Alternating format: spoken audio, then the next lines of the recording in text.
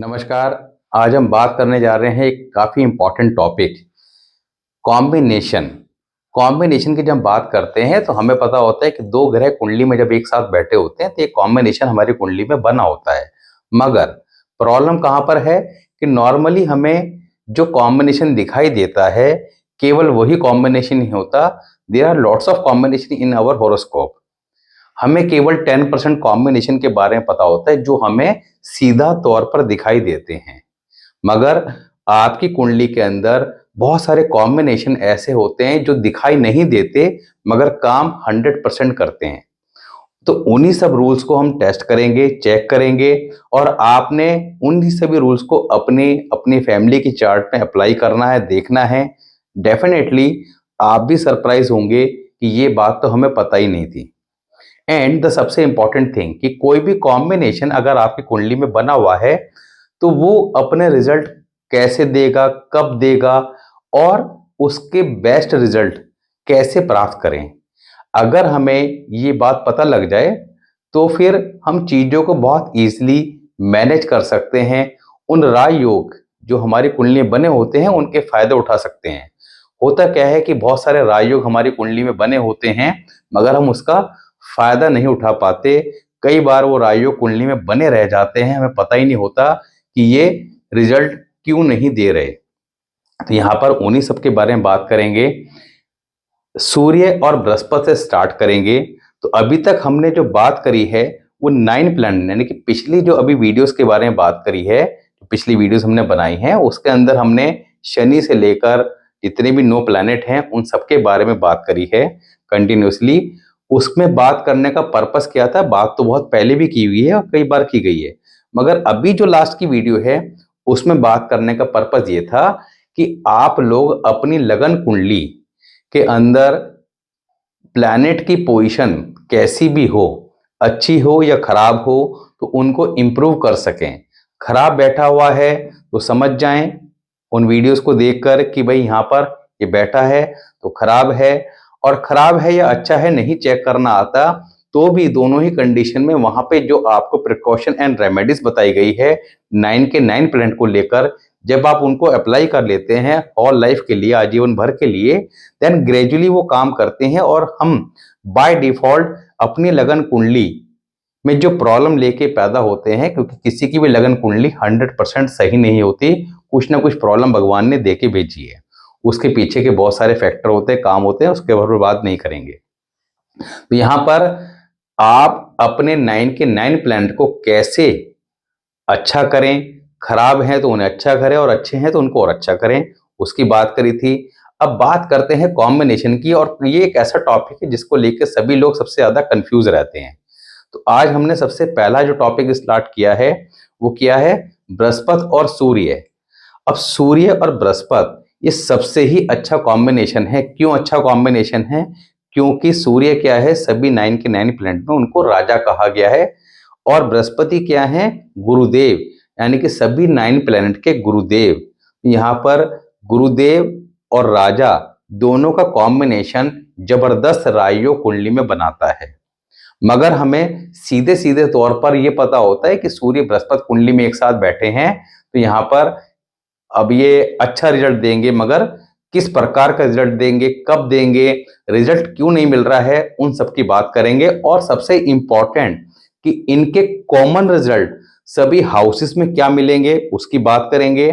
ये अपना रिजल्ट कब देगा उसकी बात करेंगे, और अलग अलग हाउसेस के अकॉर्डिंग, यानी कुंडली के 12 हाउसेस में ये अलग अलग अगर कहीं भी बैठे हों, फर्स्ट हाउस में है ये कॉम्बिनेशन, सेकंड में है, थर्ड में है, किसी भी हाउस में हो, उसके अकॉर्डिंग क्या रेमेडीज हमें आजीवन परफॉर्म करनी ही करनी है जिससे कि ये राजयोग अपने फल देना स्टार्ट करे, अपने शुभ परिणाम देना स्टार्ट करे, जो कि कई बार पूरी लाइफ हम ले ही नहीं पाते।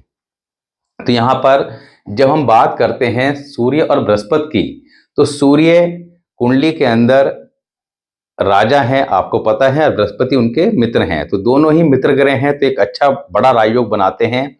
ये दोनों अगर कुंडली के फर्स्ट हाउस में हैं तो आपको ये पता होना चाहिए कि ये कुंडली का फर्स्ट हाउस है जिसको लगन कहा जाता है, उसके बाद ये सेकंड हाउस, थर्ड हाउस। तो यहाँ पर ये नंबर लिखे हुए हैं, इन नंबर को आप हाउसेस के नंबर मान सकते हैं, या समझ लीजिए।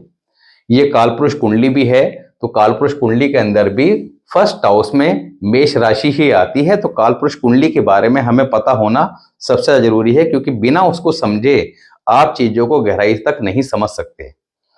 अब यहाँ पर अभी हम जो बात कर रहे हैं केवल हाउस के अकॉर्डिंग कर रहे हैं, क्योंकि ये जो चैप्टर है कॉम्बिनेशन का, इसके रिजल्ट इतने ज्यादा डिटेल में आप जानना चाहें जा सकते हैं रिजल्ट समझने के लिए।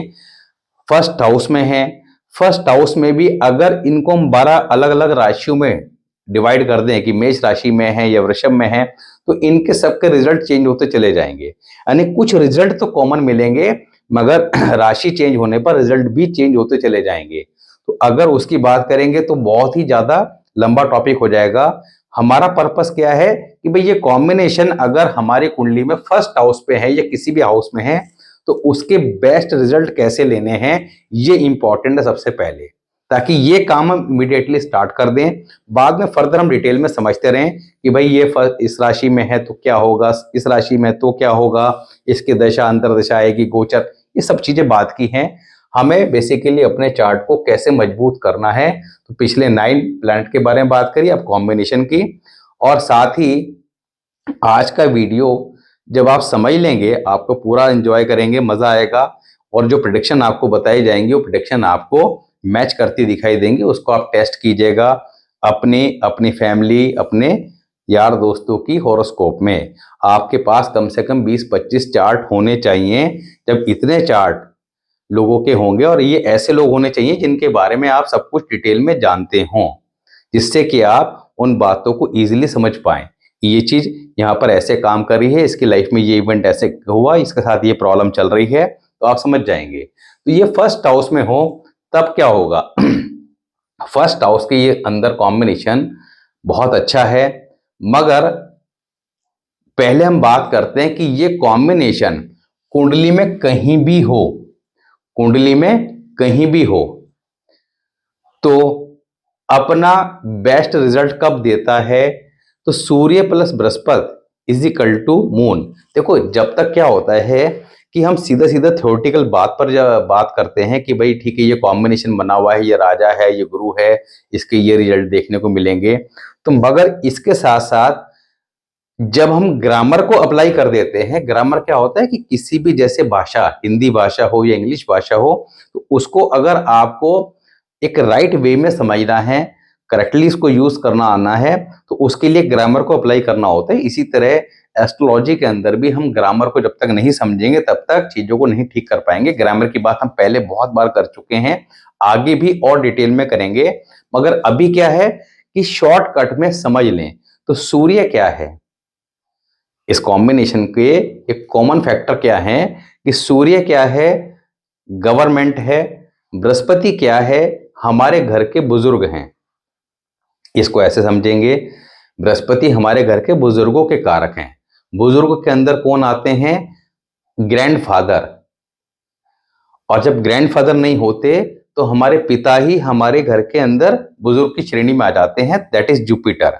नॉर्मली पिता के लिए सन होते हैं, मगर जुपिटर दोनों कैटेगरी में आ जाते हैं, यानी कि पिता सूर्य भी बन जाते हैं और बृहस्पति बन जाते हैं अगर ग्रैंडफादर ना हो। तो यहां पर सूर्य और बृहस्पति के कॉम्बिनेशन में सूर्य क्या है, पिता है, जुपिटर क्या है, इंटेलिजेंसी है, नॉलेज है, ज्ञान है। तो ऐसे जातक के पिता क्या होंगे, इंटेलिजेंट होंगे, ज्ञानवान होंगे। बृहस्पति क्या है, घर के बुजुर्ग हैं, सूर्य क्या है, गवर्नमेंट है। तो यहां पर ऐसे जातक के परिवार खानदान में कोई ना कोई गवर्नमेंट सेक्टर में देखने को मिल जाएगा। सूर्य और बृहस्पति का जब कॉम्बिनेशन बनता है तो that is equal to make moon, दोनों को मिला के क्या बनता है, चंद्रमा बनता है। अब ये सारी बात जो होती है मसनूही प्लैनेट पे डिपेंड करती है, तो मसनूही प्लैनेट का टॉपिक बहुत पहले डिस्कस किया था, प्लेलिस्ट में मिल जाएगा आपको स्टार्टिंग की वीडियो में। आगे भी इसको डिस्कस करेंगे और बहुत ही अच्छे तरीके से डिस्कस करेंगे कि मसनूही प्लैनेट को यूज कैसे करना है, कैसे यहाँ पर कुंडली के अंदर अगर कोई कॉम्बिनेशन बना हुआ है तो वहां पे तीसरे प्लैनेट को हम सीधा सा प्रेडिक्ट कर सकते हैं। बहुत ही इसमें आप इंजॉय करेंगे कि ये चीज तो हमें पता ही नहीं थी मगर ये चीज देखने को मिली, जैसे लेट फॉर एग्जांपल बृहस्पति और राहु का कॉम्बिनेशन कहीं बना हुआ हो, तो उस हाउस में इनडायरेक्टली हम मरकरी को मान के चलेंगे और आप मरकरी का प्लेसमेंट वहां पर मान के उसकी प्रेडिक्शन दे दीजिएगा। तो वो आगे डिस्कस करेंगे कि कौन कौन से कॉम्बिनेशन को लेकर कौन कौन से हाउस में कौन कौन से प्लैनेट के रिजल्ट आपको देखने को अवश्य मिलेंगे, जो हमें जीवन भर पता ही नहीं होते। तो उसके अकॉर्डिंग प्रिकॉशन रेमेडी भी हमें करनी चाहिए ताकि वो कॉम्बिनेशन अपने अच्छे रिजल्ट दे सके। ये थोड़ा डिटेल का टॉपिक है। तो यहाँ पर सूर्य और बृहस्पति की हम बात कर रहे हैं। सूर्य और बृहस्पति के बारे में आपको एक छोटी सी बात समझ में आ गई कि पिता इंटेलिजेंट, परिवार में कोई ना कोई गवर्नमेंट सेक्टर में देखने को मिलेगा। अब ये जो राजयोग है ये अपना फल कब देगा, तो ऐसे जातक का भाग्य उदय कब होता है, after the birth of male child, because the सूर्य और Jupiter is equal to make moon. चंद्रमा कुंडली बनता है, चंद्रमा क्या है, चाइल्ड बर्थ। तो यहाँ पर after the birth of male child जातक के जीवन में ग्रोथ आती है, मगर प्रॉब्लम कहाँ आती है कि ऐसे व्यक्ति के मेल चाइल्ड आसानी से होता नहीं है। अब यहाँ पर मेल चाइल्ड होने को लेकर बहुत सारी कंडीशन होती है कुंडली के अंदर, तो वहां पर उन सब चीजों को देख के समझ में आता है कि भाई इसके हो जाएगा या नहीं हो जाएगा, मगर नॉर्मली आसानी से होता नहीं है। तो जब ये हमने बहुत सारे चार्ट में अप्लाई किया, देन क्या पाया कि लोगों ने एडमिट किया कि या तो उनके था नहीं, 45 साल की उम्र हो गई, 50 साल की उम्र हो गई, तो उन्होंने एडमिट किया जब ये बात कही कि उनके तो साहब लड़की लड़की है, लड़का हुआ ही नहीं। कुछ ने एडमिट किया कि साहब लड़का जो है वो काफी लेट हुआ, पहली लड़की हुई वो 4-5 साल बाद हुई, उसके बाद लड़का हुआ वो भी उसके 4-5 साल बाद हुआ, यानी कि 8-10 साल बाद जाके हुआ लड़का।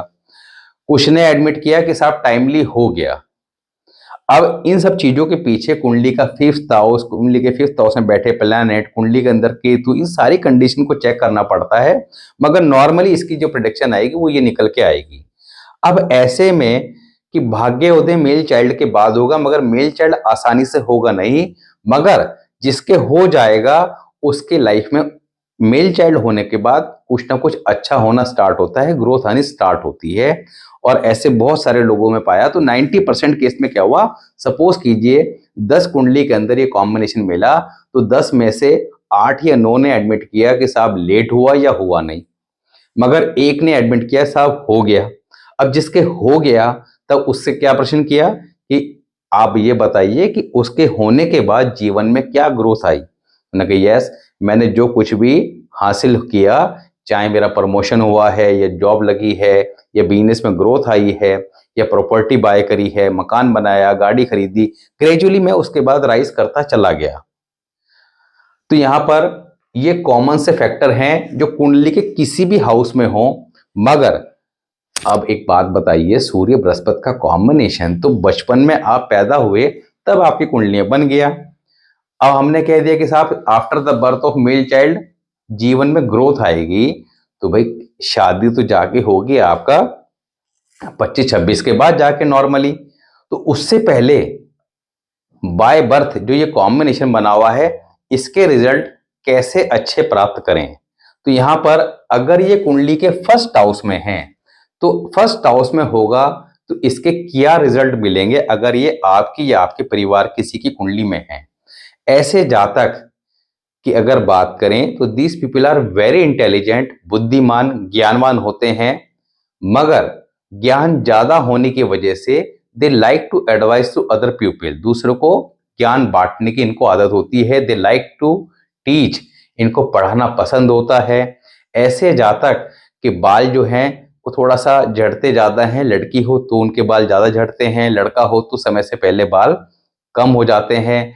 ऐसे जातक की अगर बात करें तो यहाँ पर इनके परिवार खानदान में कोई ना कोई गवर्नमेंट सेक्टर में देखने को मिल जाता है। तो ये कॉमन चीजें आपको देखने को मिल जाती है। यहाँ पर इस कॉम्बिनेशन के शुभ रिजल्ट पाने के लिए फर्स्ट हाउस में अगर हैं तो क्या करना चाहिए, ऐसे जातक जितनी पढ़ाई उतनी कमाई, यानी जीवन में ऐसे व्यक्ति को कोई ना कोई प्रोफेशनल डिग्री हासिल करनी अवश्य ही चाहिए और उसके अकॉर्डिंग अपना प्रोफेशन लेके चलना चाहिए। तो इनको जीवन में धनवान बनने से कोई नहीं रोक सकता। मगर प्रॉब्लम कहाँ आती है? नॉर्मली ऐसे जातक 90% केस में होता क्या है कि ये जीवन में जो पढ़ाई करते हैं उससे रिलेटेड काम करते नहीं हैं। तो जो भी बातें बता रहे हैं ये आप नोट कीजिएगा, बहुत ही इंपॉर्टेंट है, कहीं सीखने को पढ़ने को नहीं मिलेगी आपको। नोट कीजिएगा, नोट करने के बाद इसको टेस्ट कीजिएगा, टेस्ट करने के बाद कमेंट बॉक्स में इसका रिप्लाई दीजिएगा, ताकि सभी लोगों को समझ में आए कि किसने मेहनत करी है और किसको क्या रिजल्ट मिले। साथ ही आज जैसे हमने बात करी है सूर्य बृहस्पति के बारे में, तो यहाँ पर आगे इसको इस सीरीज को लेके चलना है या नहीं चलना है उसके बारे में भी आप एडवाइस दीजिएगा।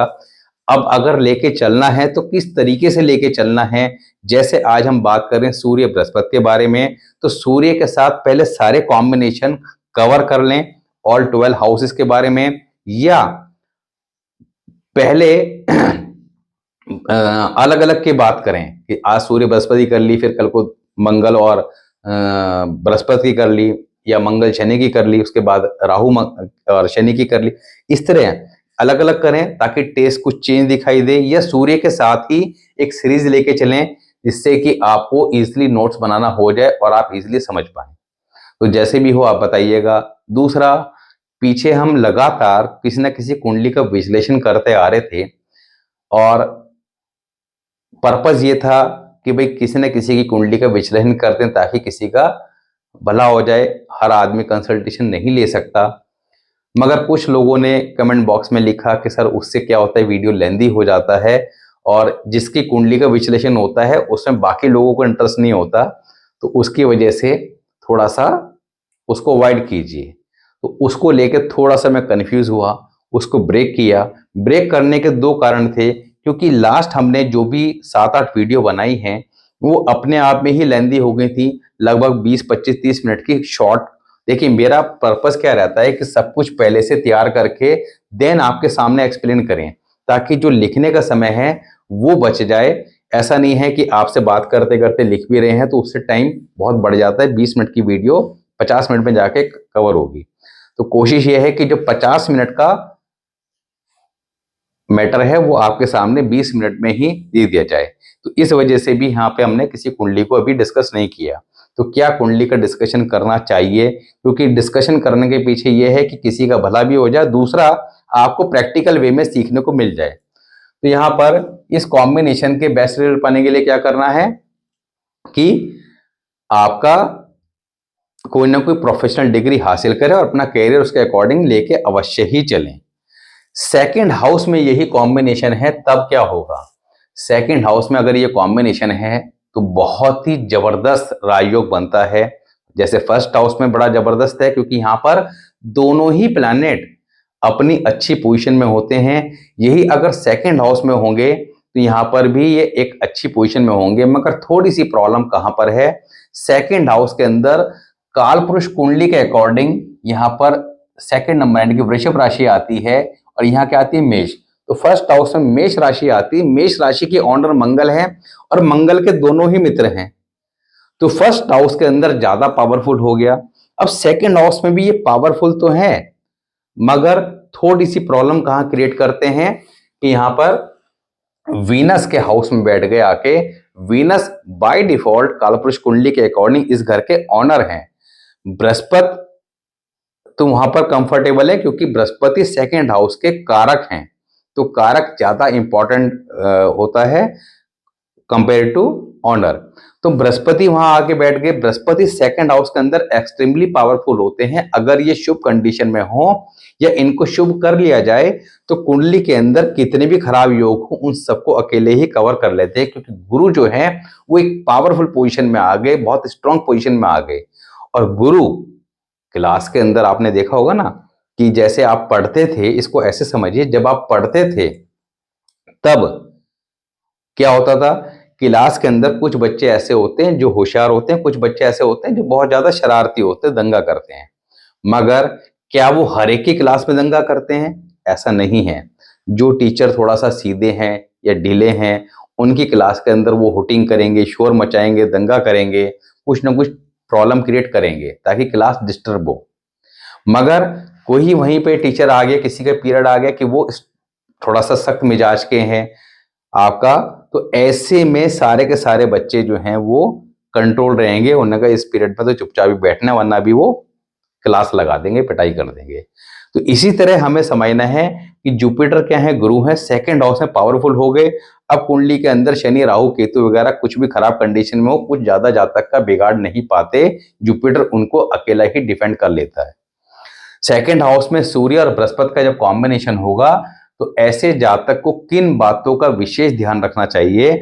नॉर्मली जब इनके सेकंड हाउस में जिसके जुपिटर होगा, उसके घर के बाहर जो रोड है वो अक्सर टूट जाती है। और ये जब वर्षफल में आता है जुपिटर, वर्षफल की बात हम आगे करेंगे डिटेल में, तो वर्षफल में आता है उस साल विशेषकर टूटती है। तो इनको किसी की वेट नहीं करना चाहिए, उस गड्ढे को एक तो हमेशा भरवा दें, अपने 500-400 खर्च हो रहे हैं कोई दिक्कत नहीं। दूसरा, पूजा करते समय घंटी नहीं बजानी चाहिए, विशेषकर ध्यान रखें, पूजा करते समय घंटियां नहीं बजानी। जितना घंटी बजाएंगे उतना जीवन में दुखी। सूर्य साथ में बैठे हैं तो ऐसे जातक का अपने परिवार की महिलाओं के साथ किसी न किसी बात पर विवाद हो जाता है, चाहे वो पत्नी हो, चाहे माँ हो, और चाहे बहन हो या भाभी हो, कोई भी हो। तो उनको विवाद नहीं करना चाहिए, ना ही किसी प्रकार के विवाद में पड़ना चाहिए। कोई मैटर अगर हो भी जाए तो उसके अंदर सुलह कर लेने में ही ऐसे जातक की भलाई होती है। यही कॉम्बिनेशन अगर थर्ड हाउस में हो, तब थर्ड हाउस के अंदर अगर ये कॉम्बिनेशन होगा, एक्सट्रीमली गुड। ऐसे जातक दोस्तों के दोस्त, दुश्मनों के दुश्मन, जिसके साथ भी अपने रिलेशन निभाते हैं बड़ी शिद्दत के साथ निभाते हैं, और अगर दुश्मनी निभाते हैं तो वो भी इसी तरीके से निभाते हैं।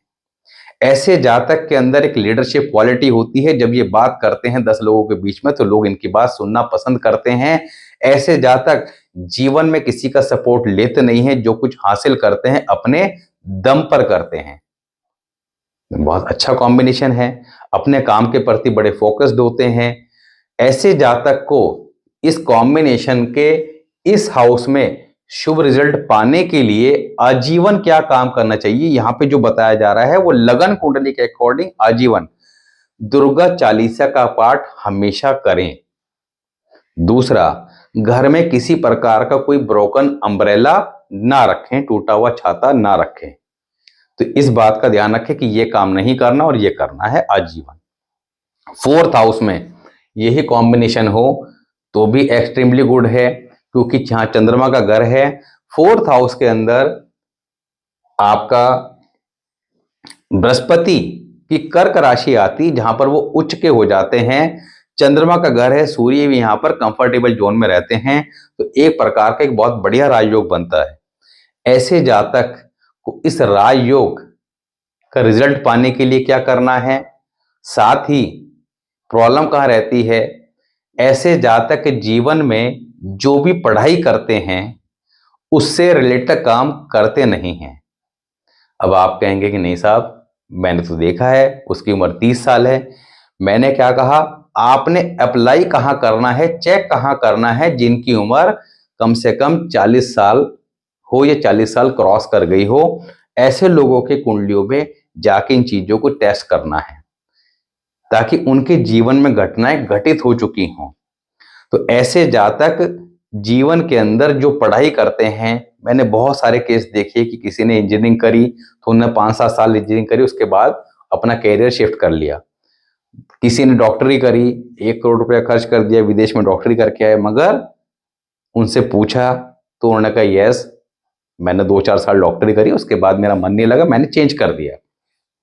तो फोर्थ हाउस में जब ये कॉम्बिनेशन होगा तो ऐसे जातक जो पढ़ाई करेंगे उससे रिलेटेड काम करेंगे नहीं।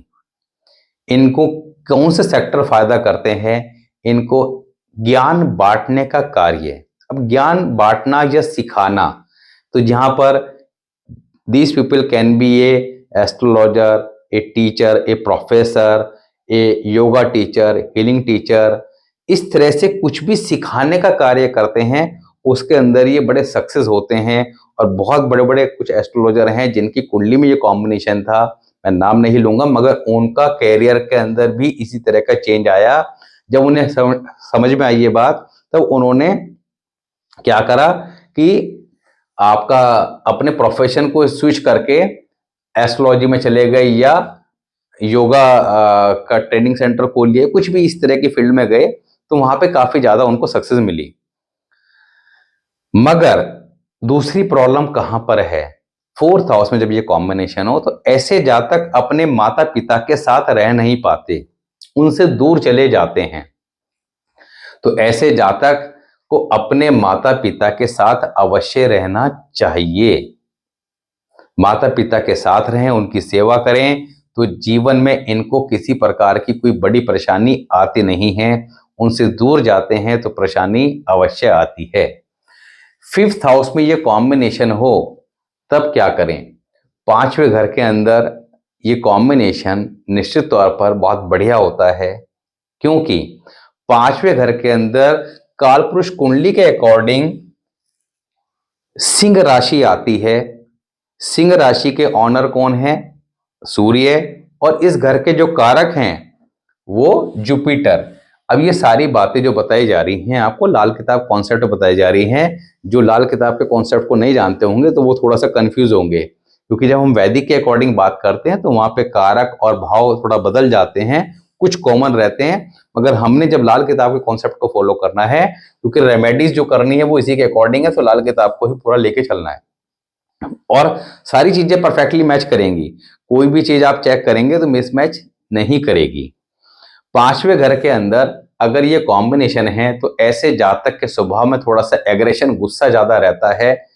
ऐसे जातक का स्टमक अपसेट रहता है। ऐसे जातक जब पढ़ाई करते हैं तो इनकी एजुकेशन में अचानक कोई बड़ी परेशानी भी आती है।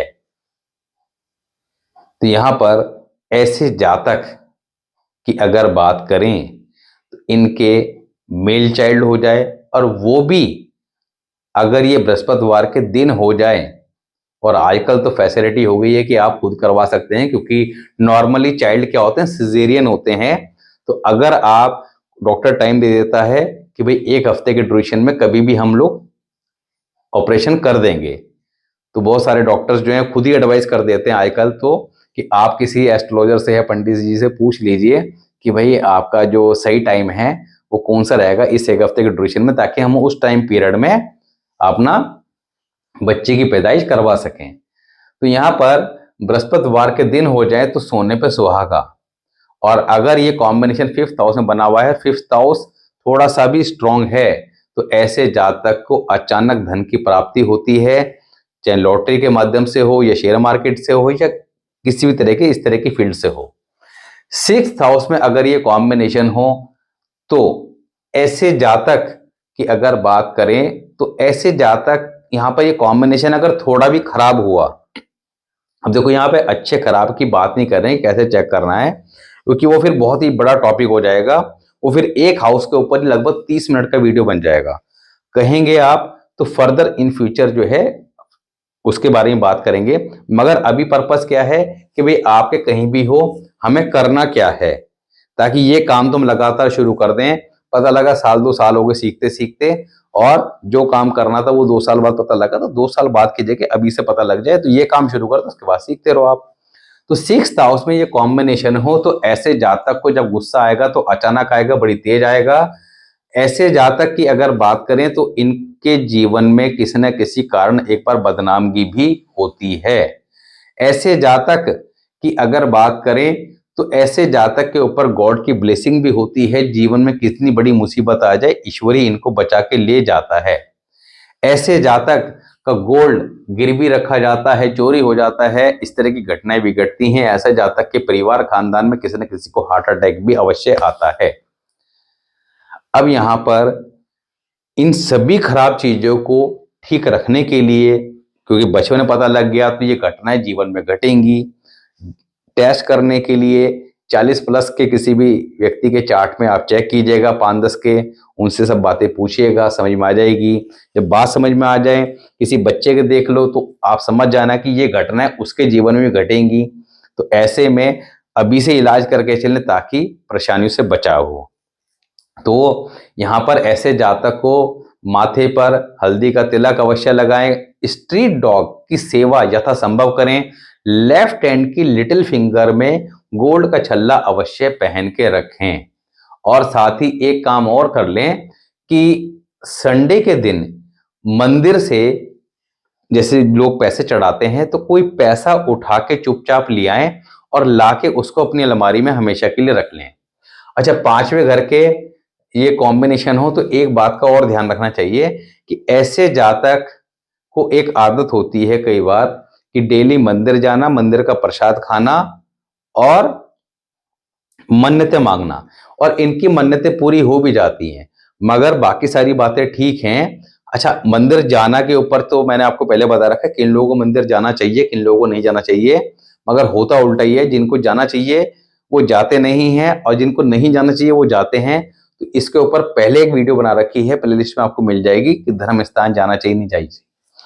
तो ऐसे में इनको मंदिर जाना भी ठीक है, मन्नतें मांगना भी ठीक है, मगर प्रसाद नहीं खाना चाहिए, क्योंकि प्रसाद खाने से धर्म स्थान का इनको फाइनेंशियल क्राइसिस आते हैं।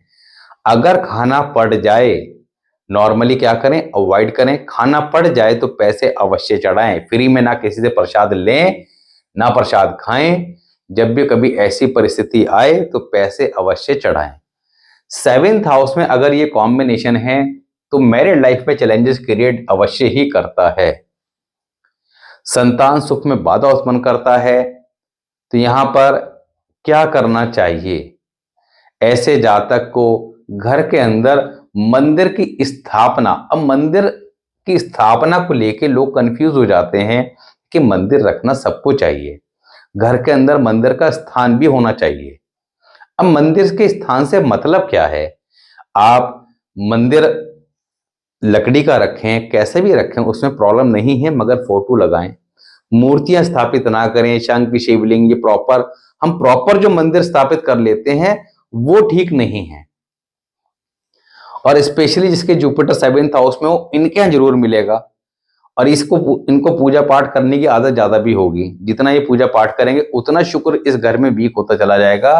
मंदिर जाने में बुराई नहीं, पब्लिक मंदिर जो होते हैं, तो धर्म स्थान क्यों बनाए गए हैं? अगर घर में ही सारा हम कुछ कर सकते हैं तो फिर धर्म स्थान बनाने की आवश्यकता क्या थी?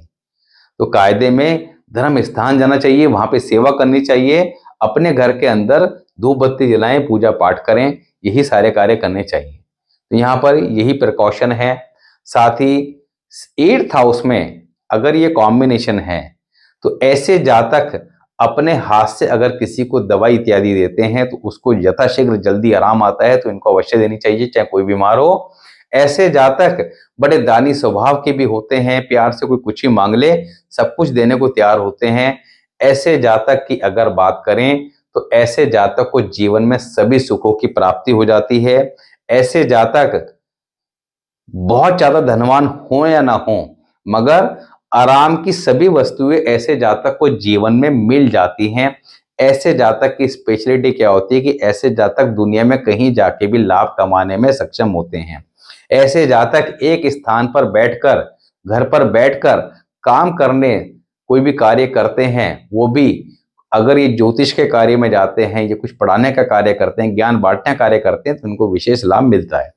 ऐसे जातक की सबसे बड़ी खास बात क्या होती है कि ऐसे जातक के आंखों के सामने जल्दी से किसी की मृत्यु होती नहीं है।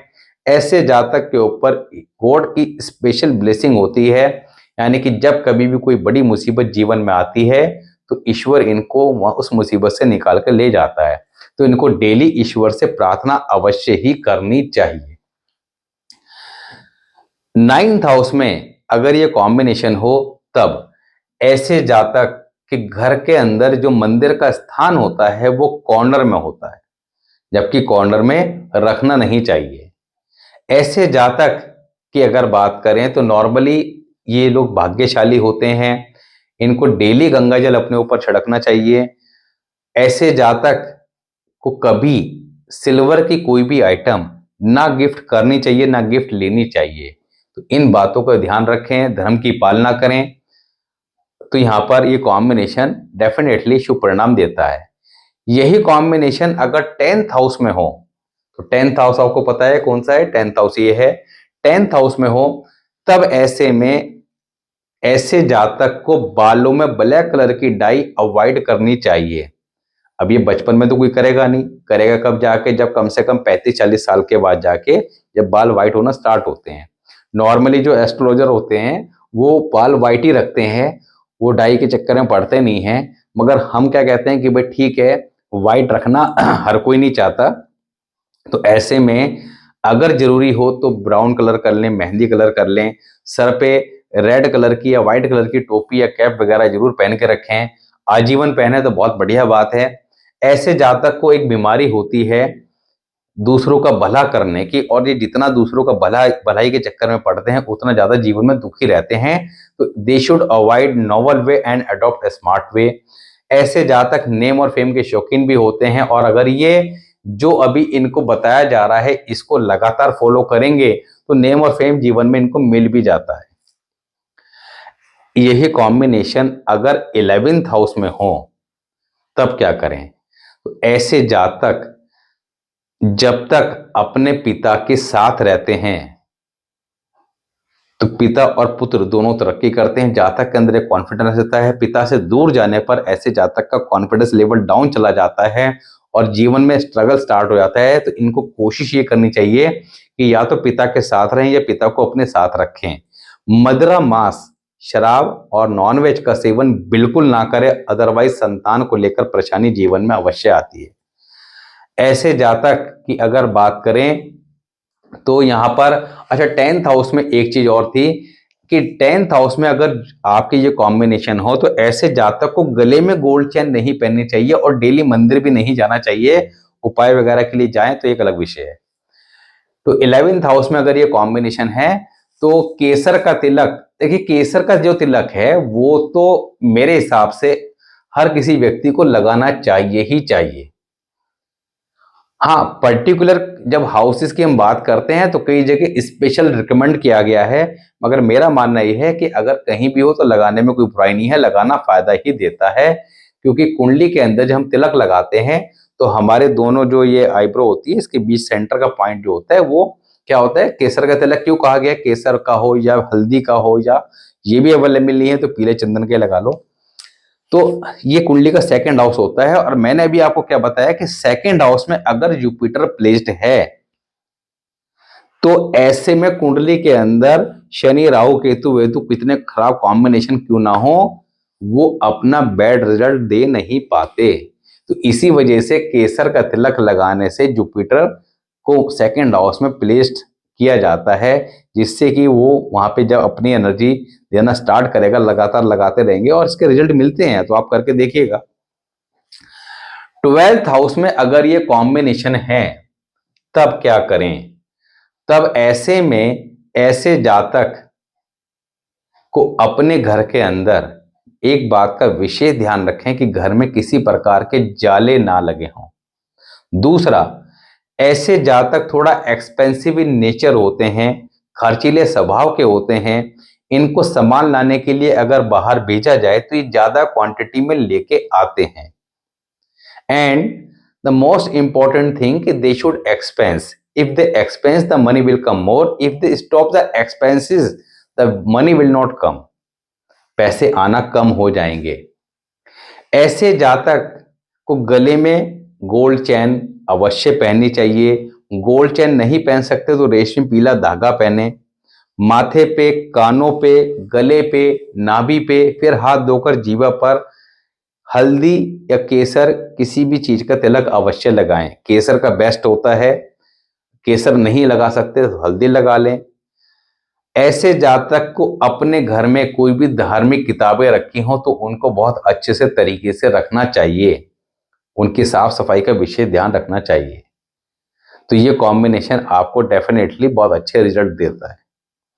तो यहां पर अगर हम बात करें इस कॉम्बिनेशन के बारे में तो कुल मिला के इसका कंक्लूजन क्या निकला कि भाई ऐसे जातक का भाग्य उदय after the birth of male child होता है। साथ ही कुंडली के अकॉर्डिंग, हर हाउस के अकॉर्डिंग प्रिकॉशन हमें और रेमेडी ये फॉलो करनी चाहिए। दूसरा, केसर का तिलक हर किसी व्यक्ति को लगाना चाहिए, या हल्दी का या पीले चंदन का, उसमें कोई बुराई नहीं है, उसके फायदे ही हैं, नुकसान कुछ नहीं है। केवल बृहस्पति 10th हाउस में हो तो गले में गोल्ड चेन ना पहन लें, बाकी सभी कंडीशन में पहन सकते हैं। हालांकि यहाँ पर अलग अलग कई बार चांदी की चेन ज़्यादा फायदा करती है, तो वो आगे हम बात करेंगे। तो मगर नॉर्मली गोल्ड चेन पहनना, शरीर पे गोल्ड अवश्य पहने। तो गले में पहनना चेन का जो है वो डिपेंड करता है कई बार कुंडली के ऊपर कि सिल्वर चेन ज़्यादा फायदा करेगी या गोल्ड चेन करेगी। ऐसे में अगर आपको आइडिया नहीं है या नहीं चेक करना आ रहे या कंफ्यूज हैं, तो हाथ में आप गोल्ड की कोई भी चीज़ अवश्य पहन के रखें। तो गोल्ड शरीर पर धारण करना काफ़ी ज़्यादा ज़रूरी है। तो यहाँ पर आप समझ गए होंगे कि कॉम्बिनेशन के रिजल्ट कैसे पाने हैं। अब यहाँ पर कॉम्बिनेशन की अभी हमने बात करी सीधे सीधे, मगर अभी हमने ये बात नहीं करी कि कॉम्बिनेशन बनते कैसे हैं। इसकी बात फिर आगे करेंगे, क्योंकि कॉम्बिनेशन तो अभी हमने बात करी कि सूर्य बृहस्पति अगर कुंडली में एक साथ हो तो, मगर अगर एक साथ नहीं हो तब भी ये एक साथ होने वाला रिजल्ट देंगे, तो वो एक अलग डिटेल टॉपिक हो जाएगा, उसकी बात फर्दर करेंगे। तो मिलते हैं नेक्स्ट वीडियो में। और अपने आप नेक्स्ट कौन सा टॉपिक लेना है, किस कॉम्बिनेशन के साथ लेना है, उसका सजेशन भी दीजिएगा, ताकि नेक्स्ट वीडियो को उसी के ऊपर बात की जा सके।